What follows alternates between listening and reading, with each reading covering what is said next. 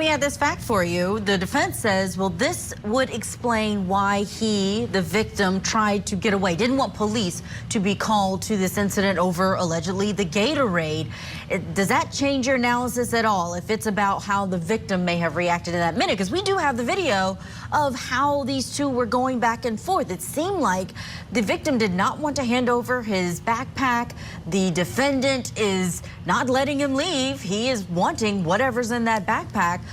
So do you think that that added part where the defense says, hey, it shows you how this victim was acting and why he would have been acting in a certain way because of this prior charge? Based on the scales of the things that matter, I think it's not enough for them to bring it in, because at the end of the day, if the judge does bring it in, it opens up a free-for-all for, in future cases. I don't think that the fact that he stole before shows that he likely stole here, or that maybe this is why he came in with a backpack, because we're talking about a very specific thing, and the video is very graphic, and he came with a knife and then he stabbed him.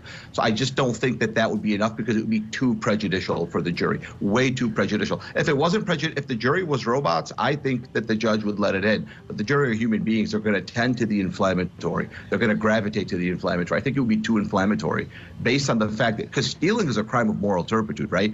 It's different. It's different than a DUI. It's different than speeding ticket. It's different than hitting somebody. It's a crime of moral turpitude. On immigration forms, they ask you, have you been convicted of a misdemeanor of moral turpitude? If you are, you're not admitted into the country. As a society, we've deemed stealing to be different, inflammatory. It goes to your character, right? I think it would be too inflammatory.